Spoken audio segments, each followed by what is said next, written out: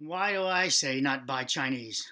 They claim they have a consumer protection agency in China. Here's your China introduces new consumer protection law, um, 2014.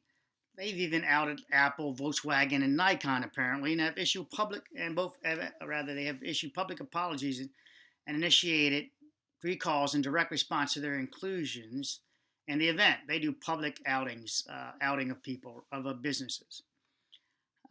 It's only started since 2014. We don't have any repercussions here, unless somehow you think you can start a class action lawsuit, which they appear they'll start allowing. This is about counterfeit goods and things like that. But it's where will your complaint go? Probably go nowhere. I'm going to research more on this, but let's segue into what my part one and part two video will be about. It's going to be actually about just compressors and showing that China's consumer protection agency, no, they're not scared of it. It's just junk. So I purchased this to install on as a replacement and to try out. I've purchased other manufacturers, tested them, so this one deserved testing for me. Price of admission was $136. Good thing is I'm going to be able to get my money back because the seller lied. So, and this is eBay. 11.2 CFMs at 120 psi. It states there. I get the package, and inside the package, it states a little something different. It says 11.2 CFMs at 90 psi. So, right then, that gives me my, I can return it now because it's not as described. It's not 120 psi. The package says it's 11.2 at 90. All right, it can't do that, just so you know. That's just scene stealer for the next one or two videos. If you come down here in the description, hell, it does 120 CFMs at 90 psi down here. Clearly, the person inverted their numbers, right? 90, 120 and 90, and 9 rather. But it's not up here as that. So this person, this writer, these whatever they market from people in the United States and bounce it out.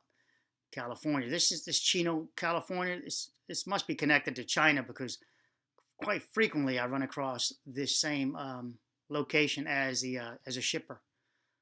It's just really strong right there. So so back to this. 11.2 CFMs at 120 psi, 3 horsepower motor. It's not doing that. Here's 120 CFMs at 90. That must be a typo, right? And then we have 1030 RPMs it's supposed to roll at. Well, the box says it rolls at 1050. I did have a pulley that would have given me 1080 or 1080, just much closer, right? 1060 something. But because the box now says it's 1050, that's over that pulley I have. So I had to get another pulley that reduced down, and the closest I got was just about 1,000. And I'll show that in the second video, and I'll show how I clock it. I literally clock it here, off the inside here, and I'll show you the timer that does it, little laser that does it. Also, I'll show you that this only comes out at, I'll give you a little scene stealer. Well, how close do you think it is? I'll give you a second. How close do you think it is? 11.2 to 120. How about if I give you a hint? The hint is, and I'll show it in the video, it's around 6 CFMs, and what's the PSI on that? Do you have any idea? Maybe I can retain around 78, 80, around that area there to get to 6. If I drop down to 5.5, I can then maintain 40 PSI. So I can do 5.5, 5.6, 5.7, somewhere right about there on CFMs, and only maintain 40 PSI. How do you determine that you're that? Well, you got to keep the motor running also. So when you're doing these type of testing, and I have the flow meters and pressure testers and gauges and all that. So pressure tester is an easy one. That's just your regulator, a regulator. The flow meter is expensive as tool. You'll see that in the videos 2 and 3. It's one of my flow meters. It shows you the CFMs. Now that also has based on temperature, elevation, and temperature and elevation and humidity. It still comes out, in this case where timing I did it, it's just perfect. It comes out to about whatever you see on the SCFM comes out to about CFMs. They're very close anyway. Even if you push temperatures hugely and calculate elevation, not elevation, but you calculate other things wrong, it's still pretty damn close within two two temps. So this is Chinese.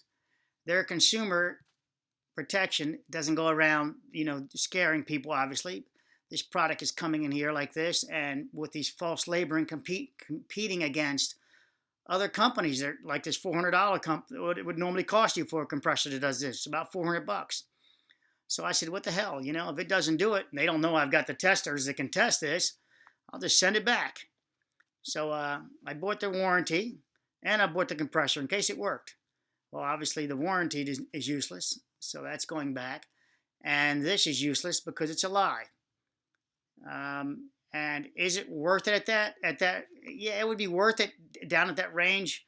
But you can buy a Campbell asphalt for about $190. At least that's you now got a consumer protection protecting you here, and they're worried about it. This, who do you contact with this?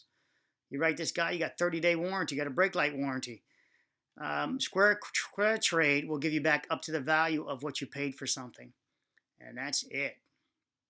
And you have to ship it to them. Ship this to them. So you'll be out $13 shipping it, about another $37 for that. So you're out $50, and you'll get back about $80 or about $86 from this. So you'll have spent $170, $190, and get back about $85 when this fails within 2 years, thinking you can do this. So you can see where I'm not marketing Campbell, Campbell asphalt. I'm not marketing them at all. I'm just saying you should go with a company that you can verify their products, and if it doesn't work, you need to tell them, hey, you're sending it back. I just may be tempted to take a look at this Lumina model and see what it can do. It's claiming this high rate, this high PSI. All right, so talk to you guys. Talk to you guys later, and we'll see what happens with this. Oh, I think I might try this one out. We might have to visit this one. All right, so those videos are coming, 1 and 2. Bye.